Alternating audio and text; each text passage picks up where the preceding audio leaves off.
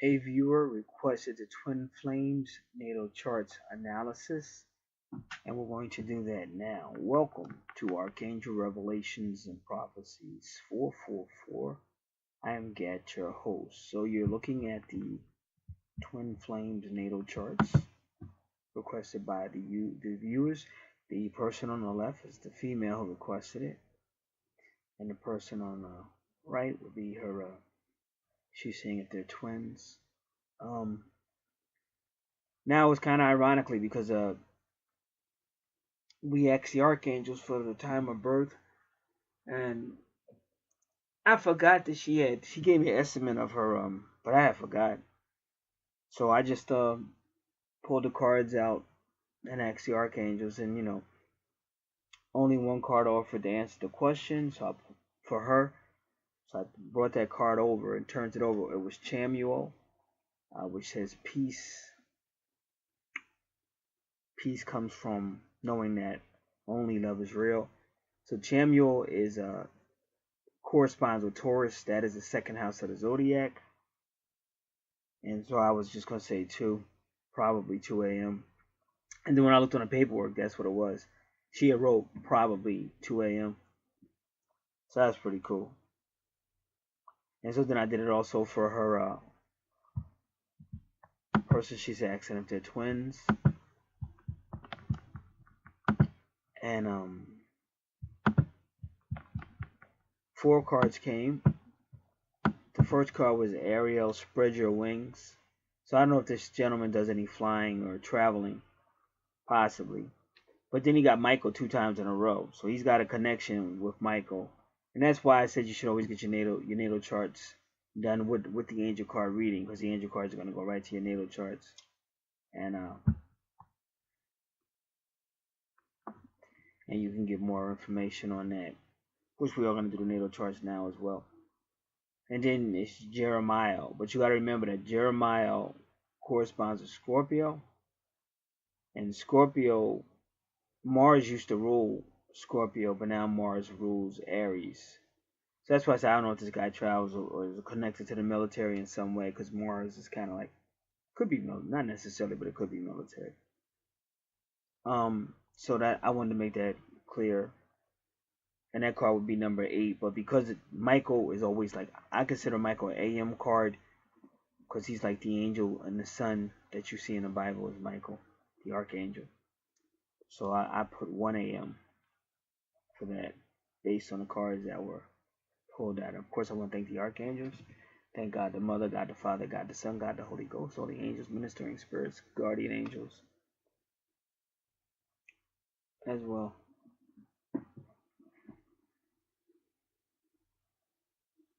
Now, I will be giving this person as well forms, 2 different forms. One with the archangels that were pulled in the reading about what time of birth, but there's another form that will help explain more about astrology and the houses and things of that nature as well, and also get you websites, web addresses for fuller information, like on natal numerology. That website is there. And for people that have a special Cancer or Capricorn connection, there's websites they can go to that explain that a little bit better as well. And while I'm doing that, let me do this now. Give me one moment.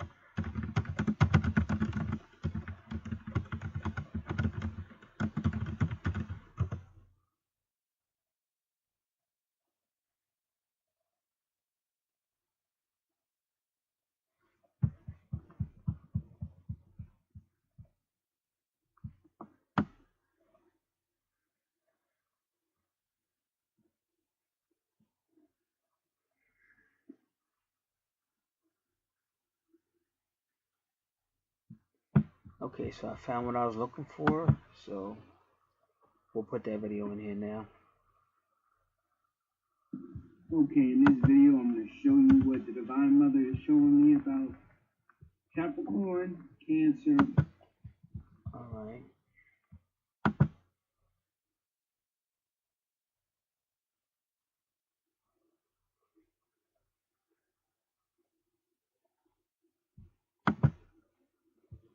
So give me a moment, just make sure I put this in.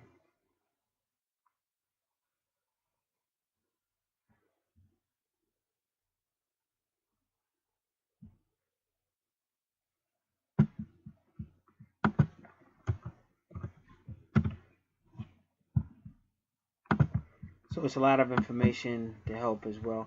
Which we're still gonna be real thorough, but you know, people might want deeper information, so I do provide that. Those forms are free.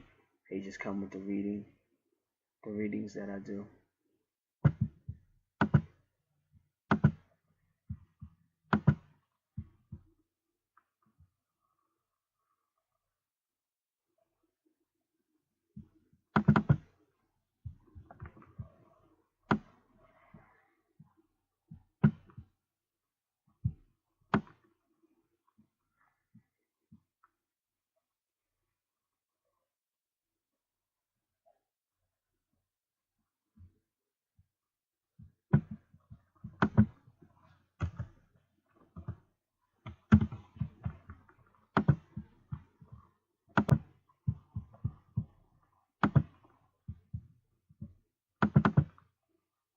Alright, so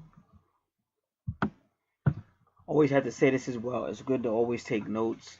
A lot of times the information is there, but people want an answer. They want a real quick answer. And when you're dealing with twin flames, it's not going to be a quick answer. A lot of times it's going to be a lot of patience, a lot of testing in the universe, and knowing when to continue to move with your life. So the more you understand it, take notes. And there's a lot of videos out here as well on YouTube about twin flame separation. Why is my twin such an asshole? Why do twin flames have so many problems? These are things a person has to understand, and that's why I teach the way I do. I teach you the truth of the situation. I'm not going to sit here and blow smoke up your ass like most people do, and they just tell you, a lot of people, what they want to hear. They make a lot of money, but the person still doesn't have twin flame union. So that's why people don't like to deal with me, because I tell them the truth. I'm not out here to rip people off.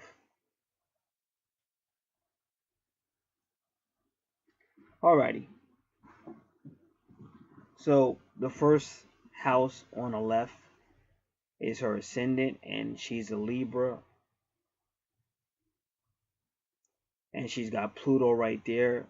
AC is just your ascendant. Has to do with the rising sun when you were born. And the east point is just the eastern horizon when you were born. I basically call the AC and the EP your sun energy. And that's why a lot of people tell you that when you do your horoscope, you can also do your rising sign or your ascendant.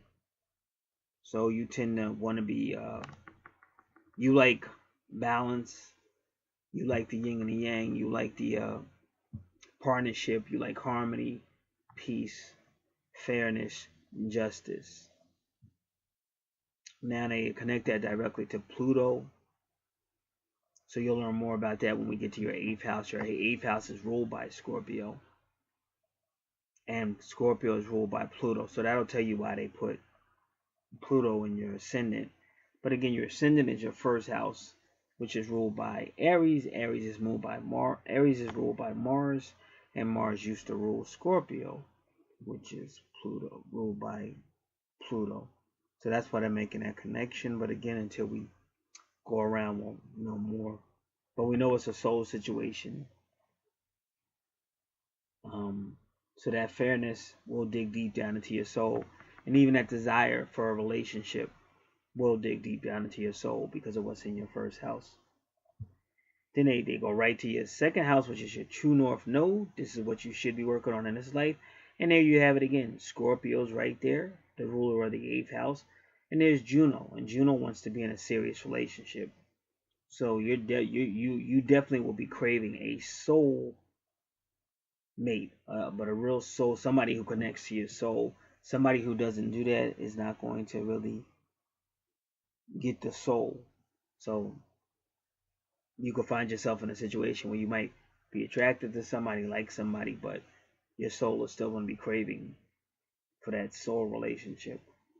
Now, Uranus is kind of independent, kind of a spur of the moment. Uranus likes to travel too. And Uranus rules Aquarius, which is the 11th house, which can also denote submission in a relationship, or submission in the twin union. Now, your third house is the communications. Your third house, well, everybody's third house is almost like the fifth house. It's all about communication, creativity. If it was education, it would be the younger education, lower, which they say lower education, communication. And it's also Gemini, so you got multitasking going on, and because it's Gemini, you still have that twin are working together. So you're very idealistic, and you're a true Gemini, because Mercury rules Gemini. And so your third house is a true Gemini, which means you're going to be really good with communication, possibly with creativity. You may even like to travel a lot, because that's what Sagittarius means, or study, like that education. That's what that is. That's like you probably were good in education, and you probably got a lot of commendation when you were younger, because really Sagittarius rules the 9th house, and that's really like higher education, even travel, foreign education, even a foreign language. You may possibly speak more than one language. And then you have Mars energy. Now Mars can be just really strong, moving forward energy. It can be drama. It could be like if you have brothers and sisters, it might have been some sibling rivalries or sibling things going on there, because your third house is about younger people. So you may have had that type of issue with younger people. You may even have taught younger people, or you may have even helped, like taken younger people on trips, whatever, sometimes just to go to a park, but whatever the case might be, trips to a circus or anything. And this is your sun sign, Sagittarius. So Sagittarius is like the sociable friend, the good listener, but they like to help out. They could be the teacher, the nurse, things like that. And again, you're very idealistic.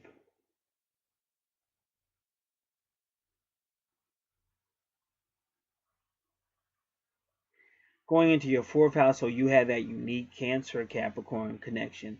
So you really need to listen. You on your form, your free form that you get, you'll see a spot about Capricorn and Cancer and the gods, and that could be gods, it could be angels. But whenever you see a unique Capricorn Cancer relationship, that person is usually not born.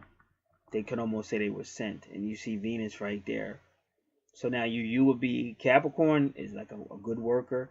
They can be no nonsense, but see, you got Venus there too. So Capricorns are not always no nonsense, but they are good workers. So that means in education you'd be a good worker. And this is the fourth house is real estate and property, transportation and travel, and even health or heart conditions, and family as well. And also the fourth house is the mother, whoever raised you in the capacity of a mother. That would be your Imom Coeli. That's in your subconscious. So you have a lot of love in that area. So you obviously probably got along with people you went to school with. Were a good worker. Teachers probably liked you a lot. And you had a lot of like a sociality and love concern with that. Now, I'm noticing the number 14 on your chart. So give me a second. And we're going to go to natal numerology.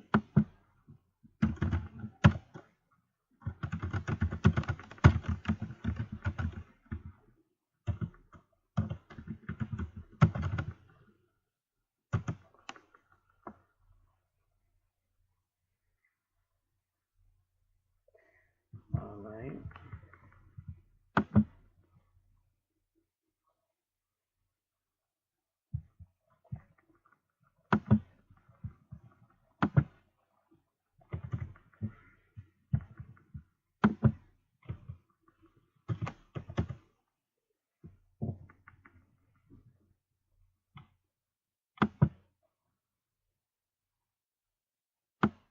So that's when we enter matter, or the physical world. Our souls into the physical world, and it's working for harmony.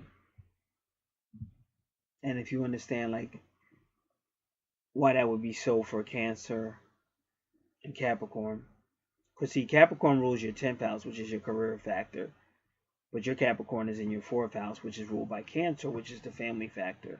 So that can also be a family business, or a person who works around family, or eventually has family. And you got to remember, your natal chart is also a prophecy. So some things may have happened, may not have happened.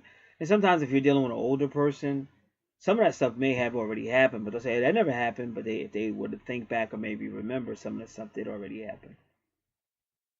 So you see Mercury and Venus, which are 14 in those areas, to help your soul unify with the other self, your other half.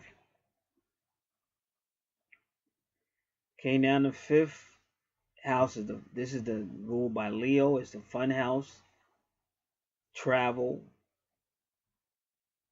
children, childbearing, taking risk, nature, romance, and you have the moon sign Aquarius. So again, that Aquarius wants to learn and teach so it can help others, and you see that throughout your chart. So you have that teacher thing going on inside of you, and the moon also rules the 4th house of family, of Cancer, because the moon rules Cancer. So you have this deep in your soul to be a teacher, to be family oriented, to really help others. Your 6th house is ruled by Virgo, which is about health, services, healing, and home life. And you have Pisces there. So then this would probably be somewhat of a spiritual person, and they believe in, spirituality to help heal, because that's what Pisces is. Pisces is spiritual. Pisces is ruled by Neptune, which makes you very spiritual, or spiritually discerning. Now, soon as we get to your relationship sector, the 7th house, ruled by Leo, ruled by Libra, and you see it's right across from your 1st house. So that's where you start to see a little bit of turmoil. Not a lot, because you got Chiron there. Chiron is saying past life healing. The vertex cross says you're going to meet somebody significant. Something is going to happen. And in your 7th house, that has to do with Aries. And again, your Aries is the 1st house with Libra. So you definitely got some type of so, and you got Pluto dealing with the soul. So you definitely got some type of soul relationship, significant meeting that would take place. Now, we go to your 8th house, which is ruled by Scorpio. And your Scorpio is in your 7th, and Taurus is there. So this is going to also affect your money. You're going to also have, and there goes Juno. It goes Jupiter. So now you start seeing retrogrades. Notice how the retrogrades start to pop out. So you're dealing with past life matters. You're also going to deal with past life money. And Taurus rules your 2nd house of money and possessions, and there's Scorpio. So you definitely got some soul issues, soulmate issues going on. When deal with past life money. And then what happens with Lilith? Lilith tends to be, and your Lilith is retrograde, which means again it's still past life, but it's also you keep things in. You keep things in concerning like loyalty, because that's what Taurus can mean too. There could be a little bit of stubbornness there in these matters, and Taurus can also be a loyal love. So it's easy for you to allow your inward emotions for love and loyalty to interfere with money and possessions. So you have to be careful of that, because that's where you see the retrogrades. You have to learn to let some things have to work themselves out. That's what I keep trying to tell people. Everybody hates me because I tell you the truth about twin flame, but it's not going to be easy, and it's not going to be overnight. Usually, sometimes it's different. So you have to learn how to really work with the universe. That's why you're dealing with your angel cards, dealing with your horoscope, things. You gotta learn how to work with your universe. And if you notice, his Chiron and his Jupiter are also retrograde. And you have to remember that his time we don't really know it. So just like how you have your Lilith and your Jupiter in Taurus retrograde, and your Chiron could almost be in Taurus. Same thing with him. It could almost be the same thing. His Chiron and Jupiter might be in Taurus or Aries, because we're not sure of the time. And just like you got the moon sign in Aquarius, his moon sign is in Aquarius. So you're starting to see this, the connections.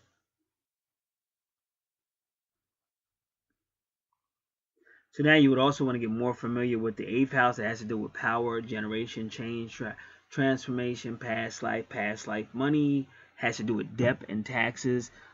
Scorpio can be highly sexual, highly mysterious. Scorpio and Pluto can be very powerful. And Scorpio, of course, the 8th house deals with the soul. So you really want to get familiar with it. The 8th house. Now when we move to your 9th house, you see Gemini again. Takes you back to your 3rd house. So you got a lot of communication going on, multitasking, maybe a relationship, maybe partnership, communication, possibly education. In fact, your education is possible that your education actually causes you to travel. It might actually take you overseas or just travel.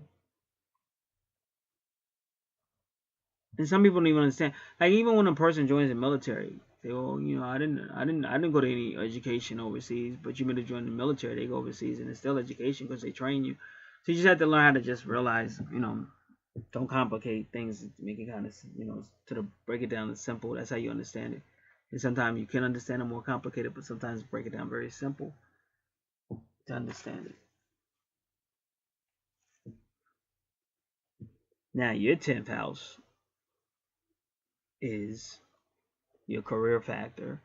But if I see 6-9, I know that could be family or it could even be education. It could be your career, because we keep saying you're some type of teacher, because that's the 4th house, and that is education. 6-9 could also deal with property. Could still deal with travel, because that's all the 4th house is 6-9.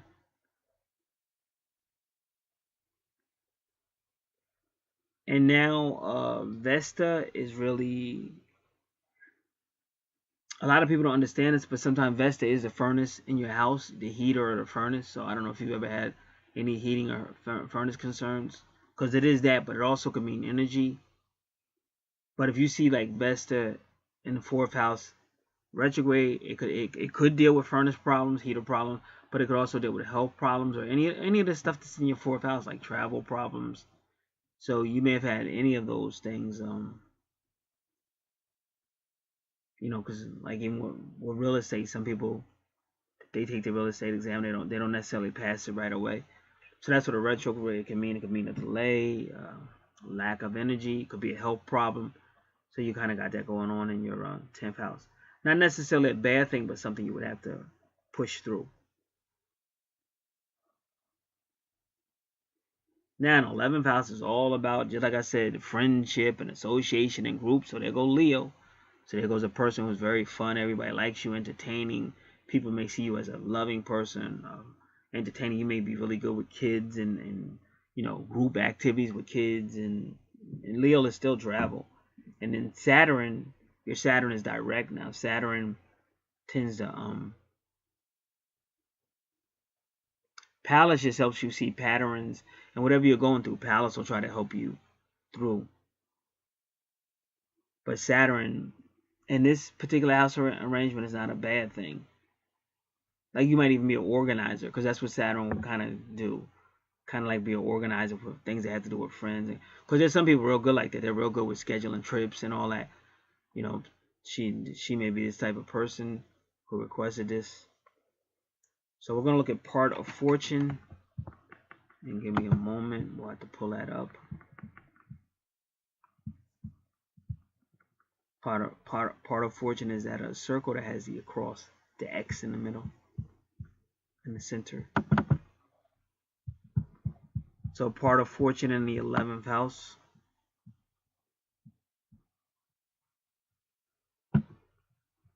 Usually way ahead of the time in which they live when it comes to his mentality, dreams, hopes, goals, his view of the world.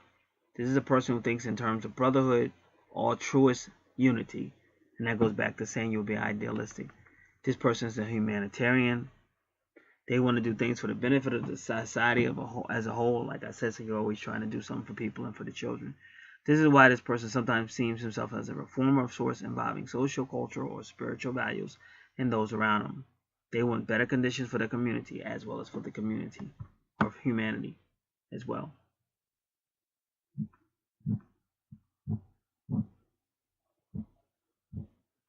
So let's continue.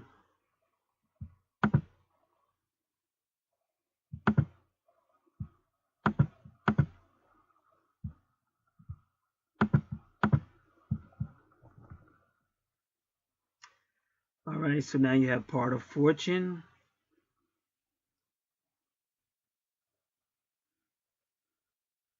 With Saturn.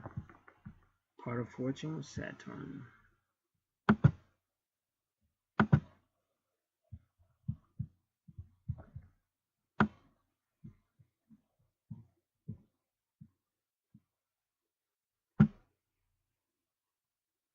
They say that the potency of the positive attributes of Saturn will be enhanced when your part of fortune is in Saturn.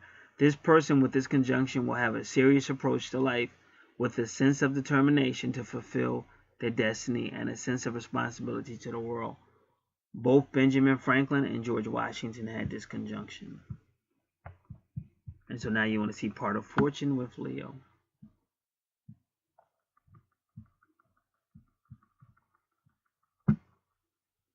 This person would be showy, grand, and generous.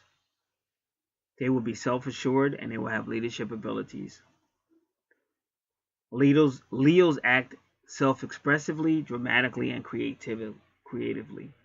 The person with the part of fortune in Leo needs recognition from others to feel happy and successful. That's your 11th house. Moving on to your 12th house, you have the nurturer there and the healer. The 12th house is ruled by Pisces, so it is a spiritual house. It can be a church, it can be Pisces, but it can be any building. It can also deal with dark stuff because the 8th house is internal, the 12th house is external, but it deals with a lot of dysfunctional stuff, a lot of dark stuff, psychological stuff, hospital stuff. But in it, you're still a healer, the nurturer. And because Virgo is in your 12th house, Virgo rules the 6th house of health, home, family, even animals, and service. So they're making you out to be somewhat of a healer or a helper in those areas. So there you have your natal chart. Now, as we move over to the left side, now this person there, their planets are scattered all over. Not like yours are kind of working together. Theirs is all over the chart. So we go right into the ascendant. They have Keras, which is a nurturer. The east point is on both your 11th house and the east point is on both your 12th house and your first house. It's right at the cross or bridge or border. So this person also is an ascendant. So they're good with communication. They're good. They're multitasking. They're also creative. They deal with a lot of stuff on a third or a lower younger education, because that's what the third house is. The third house is younger education, creativity, and they also have Mars, which means they can be a little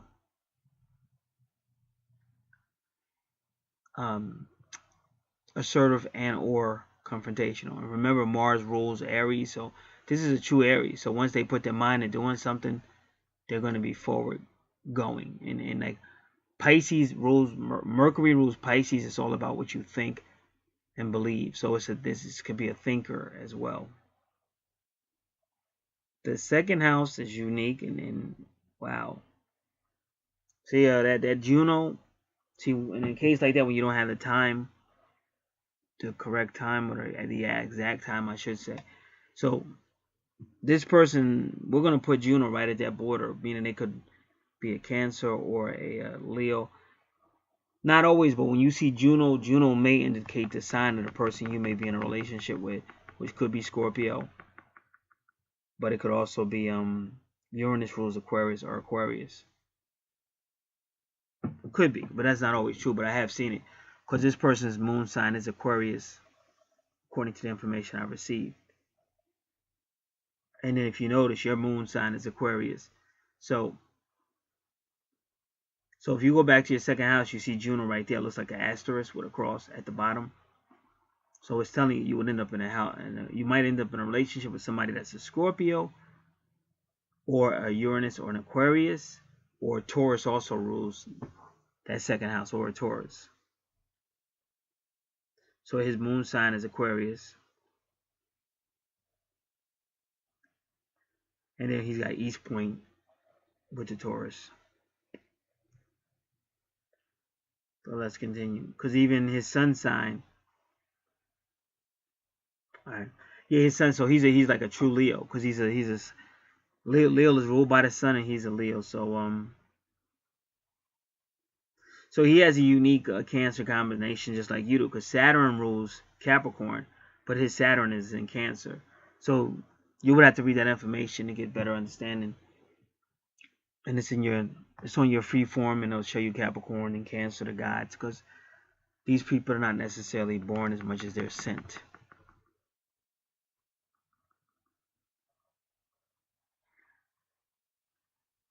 And I don't even know how they're saying his Saturn.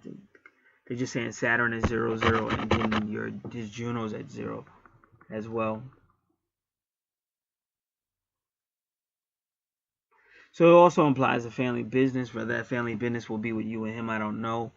But his second house is money and possessions, and he's got Cancer right there, again, family, or he may make money in the education department, or real estate department, or some type of travel, or even selling car department.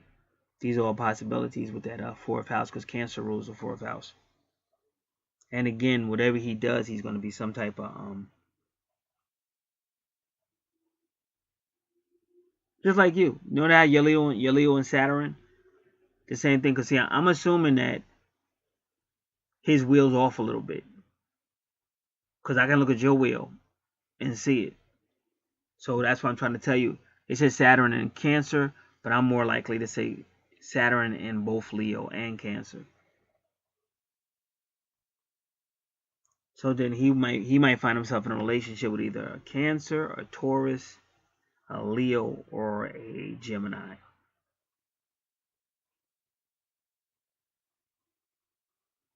And then your sun sign is in your third house, which is ruled by Gemini.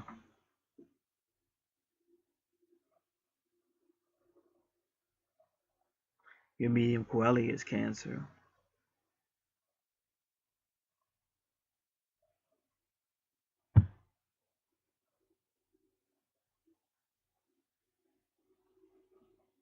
All right, so in his third house, like Leo rules the fifth house, but the fifth house and the third house are a lot alike. So Leo and Gemini are a lot alike in that regard. So he's gonna be a fun guy. He's gonna like to communicate, very creative, likes to communicate. He's gonna like light up really, really. To some degree, they might even say loud at times, but he's gonna be like bodacious, loud, communicating, and he's a thinker, which that's what's gonna throw people off, because sometimes when you see a person that's kind of loud, you think, oh, that guy's not that smart, but he is a thinker. And like Tupac was like that, like a loud mouth, but Tupac was highly cunning. He was very cunning. He knew how to sell you his whatever he was trying to pitch to you. So this is a multitasker, a communicator, a thinker, likes to go, likes to travel, likes to have fun, probably really good with children, things like that. Then the fourth house, which is the family house ruled by Cancer, he's got Virgo there. So Virgo is the home, health, healing. So he may have even taken some educational classes in home health or healing, or registered nursing and stuff like that. And he's got a lot of love and communication coming out of that fourth house. And his Venus is retrograde for some reason.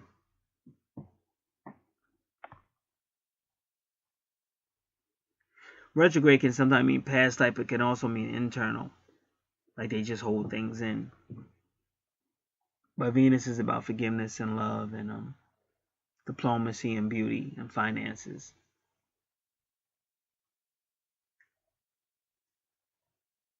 So he may have some issues in that regard that he's going to need healing from.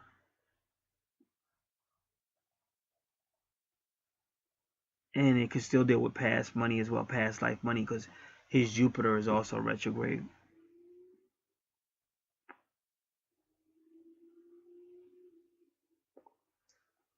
Now his 5th house again. So his 5th, now look how his 5th house is just like your 1st house. There go Pluto, and there go Libra, and there go Uranus. So that's why you could say you two are definitely twin souls, because it's telling a story.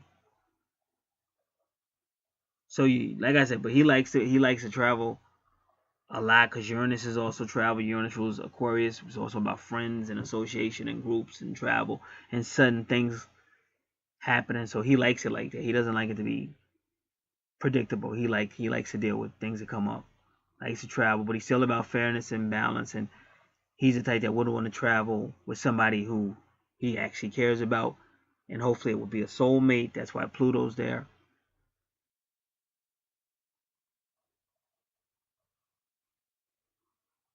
And then goes right into the 6th house, which there goes Scorpio. So once again, we're dealing with a soul family. Because whenever you see like that arrangement, Virgo in the 4th house, Scorpio in the 6th house, you're dealing with soul family. So sometimes it's not just twin flames, it's also like a soul family. That's why you always talking about family business and all that. And then he would have a significant meeting in his 6th house, dealing with the Scorpio or dealing with the soul. And that's his true north node. Your true north node means this is what you should work on in this life, your true north node. And see, your true north node is Scorpio. And you got Juno there. And I told you would end up in a relationship possibly with somebody with Scorpio. And his true north node is Scorpio.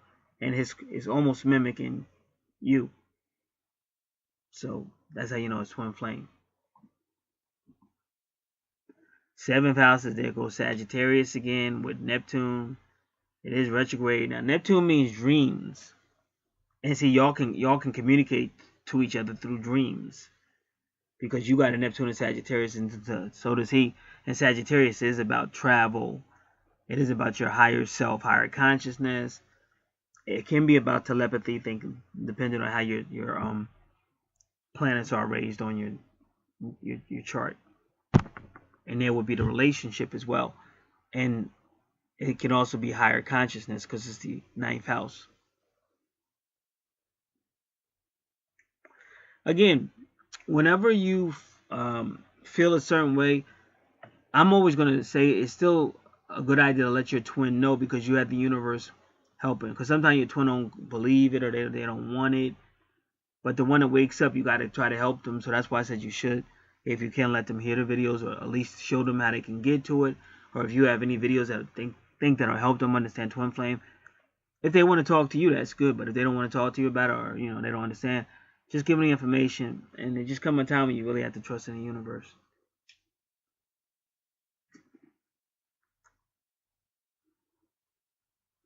So now the 8th house again goes right back to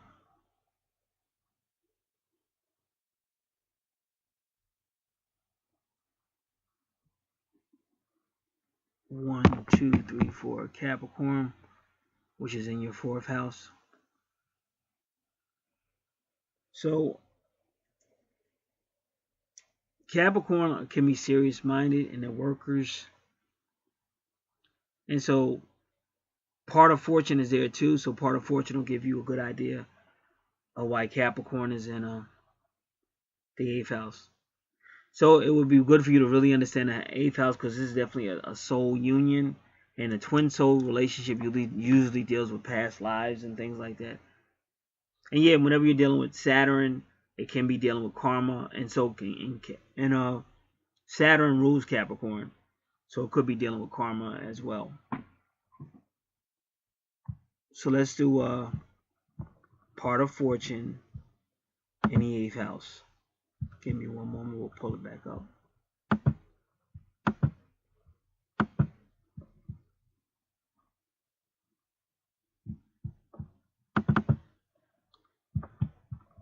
Part of fortune in the 8th house.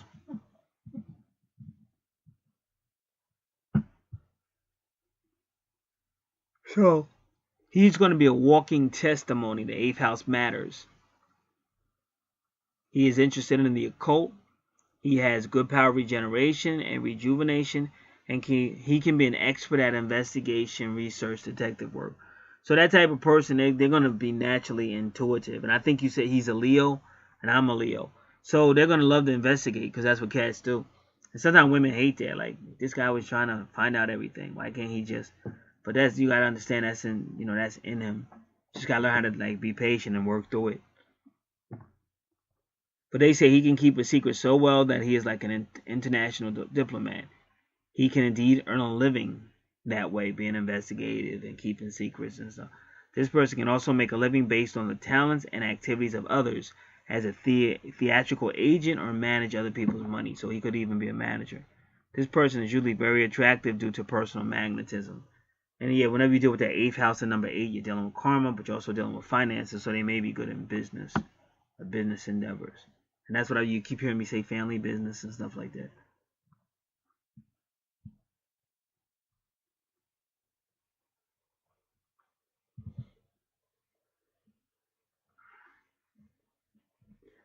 Part of fortune in Capricorn.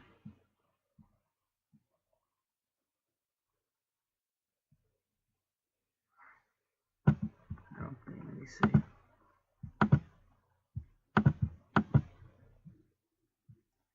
Alright, part of fortune in Capricorn.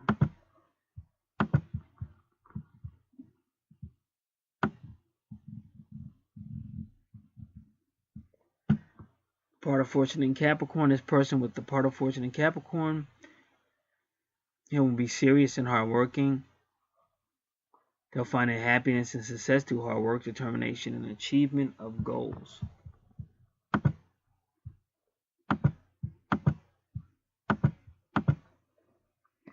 Now, if you notice, his 9th house is medium coeli, because medium coeli should be in your 10th house.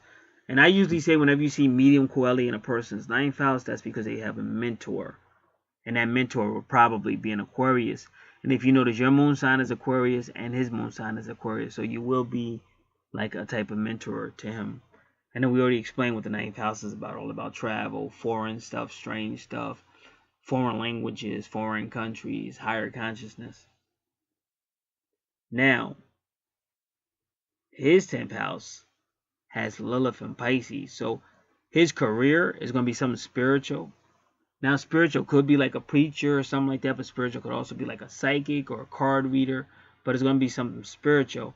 But you want to be very concerned with Lilith. Now, the good thing is Lilith's not retrograde, so it's not past life, and he's not going to hold it in, like what's ever going on with him, because Lilith will hold it in. But we do want to know about Lilith and...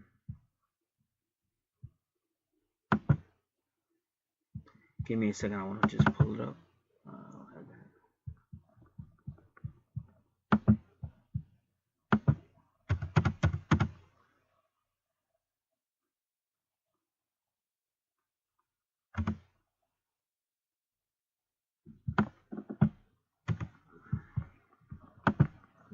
Alright.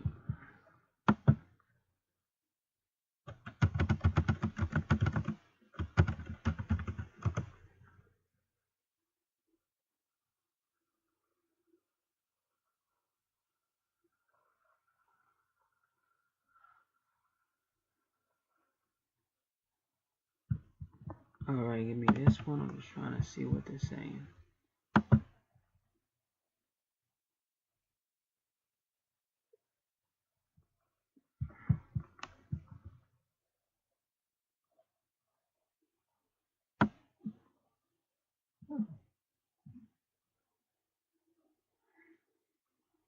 I'm gonna expand. I wonder if it's gonna work. It did. I don't believe it. I wish y'all could see what I see.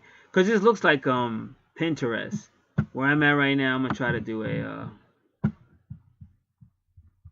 and it said expand, but I'm thinking I'm just looking at pictures like Pinterest. And then when I hit expand, it actually expanded, which is kind of crazy. But this is called www.tumblr.com.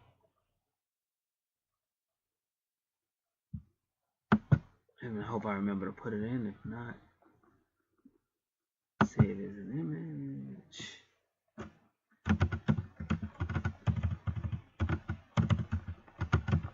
So you'll probably see it if you haven't seen it already, but that's why I was showing it to you.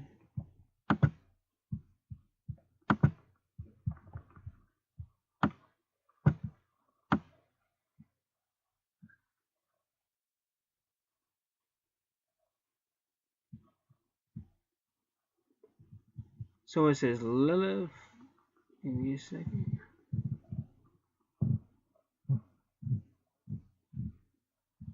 Lilith in Pisces.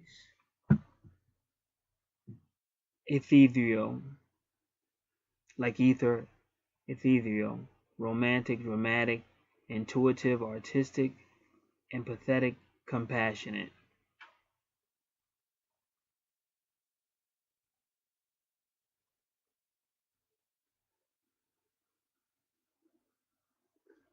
All right.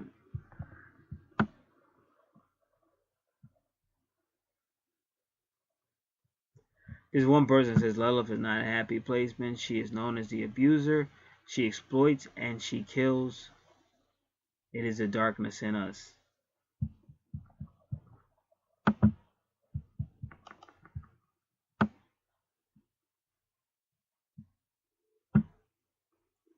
So Lilith in Pisces means she may manipulate reality, can be elusive and aloof.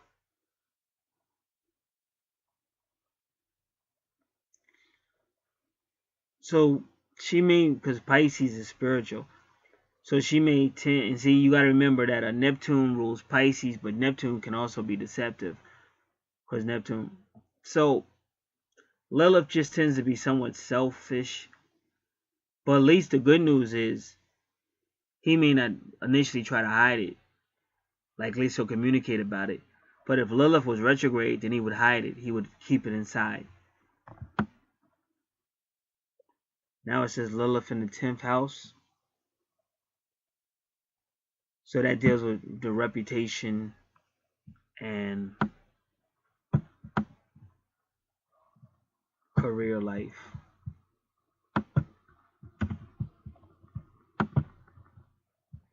So according to that, you know, but again, we don't know if that's the correct time and everything.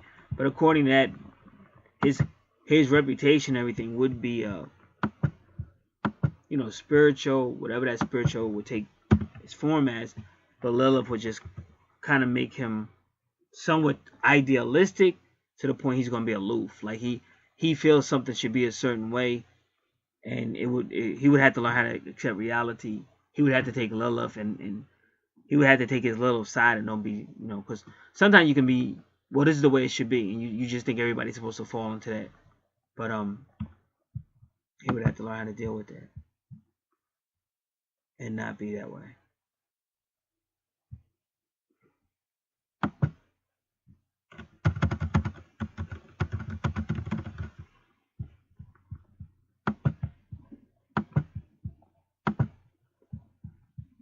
Alright, so we're going to continue.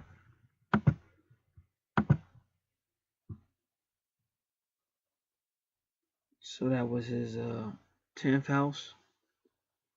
11th house is all about friends and associations, and as you can see, he's got Aries there, so he would be good. But if you notice all those retrogrades,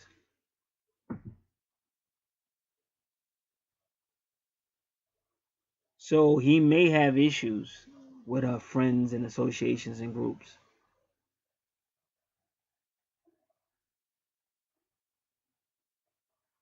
That's a lot of retrograde energy in one house.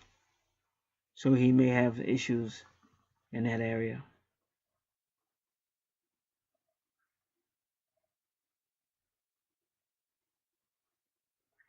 And it's interesting because you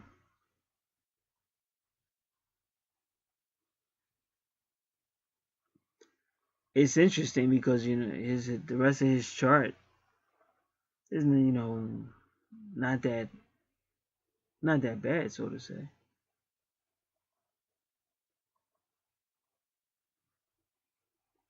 So The only thing I could tell you is his issues, because it's Aries. If you go to your Aries, it's the 7th house of relationship. And you got your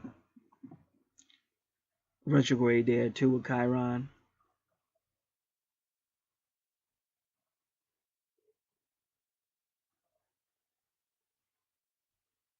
And then his Aquarius rules the 11th house.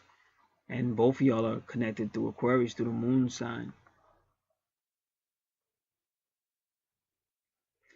You both have a retrograde Jupiter.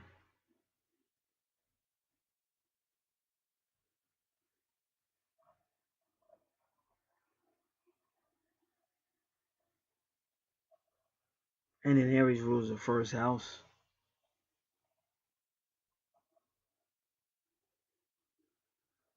Where you do see Mars. And Mars kind of rules, Mars does rule Aries with Gemini. And then in your 3rd house that Gemini rules, you see Mars again. So it kind of looks like to me both of y'all would have to deal with y'all gonna have Pisces issues.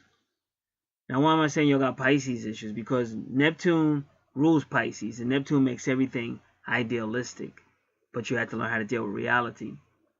So you got it too, because I told you that when I read your chart about Neptune, and I did mention Pisces. And then 1, 2, 3, 4, 5. Your Pisces is in the 6th house, which again is health, service, healing, home. And then his Scorpio is in his 6th house, with that vertex cross. So it just looks like both of y'all would have to learn how to add a little reality to life.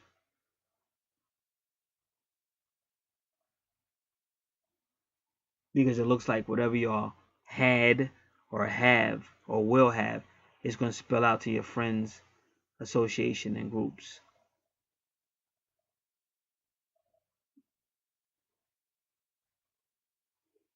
And see, Aries is always a difficult energy, because Aries is I am. That's its motto, I am. So it's about me. It's about me. It can't be about you. And even with Lilith, that's what Lilith does. She kind of is looking at life from how is she benefiting from it. Like if she's in Pisces and she's like, well, this isn't spiritual. Well, we need to be more spiritual. Well, that's not spiritual. And that's how you distance people. And that could be another reason why he's got issues with the friendship sector. So he's got to learn how to control his Pisces, Neptune, idealism, spirituality, and Lilith. 12th house is Taurus again. Taurus. And see, that's your Lilith. And Taurus is ruled by Pisces. And I told you the 12th house is just like the 8th house. So everything I told you in advance, you see it on your charts. So these are the reasons why you're going to have issues. It's a past life thing, which is very difficult. It's a soul thing. There's going to be Taurus energies, kind of can be stubborn. A lot of Pisces energy with Neptune going to make you idealistic. You need to be realistic and going to have an unrealistic view of spirituality. And then Lilith is just self-centered, which can make things worse. And then your Lilith is retrograde, which means you tend to keep it to yourself. When one thing about him, he's a communicator. And that's how I'm going to wrap this up. Don't feel bad when you have a community. Maybe you think a person talks too much. But I think sometimes it's better to have somebody that lets you know what they're thinking than somebody that just holds it in. Because you never know what somebody's going to do that just holds it in. So, and everybody's going to have challenges. And that's why I said we have to approach this as adults. We can't approach it as children. But a lot of people like to approach it as children. So I can only give the best advice I can give is from the facts and from a mature aspect. And then, every choice people make, gotta let people walk their own journey, make their own mistakes, and learn from their journey. So that will conclude this. And yeah, they are twin souls. This is Gat. You've been listening to Archangel Revelations and Prophecies 4/4. And they are twin flames. God bless.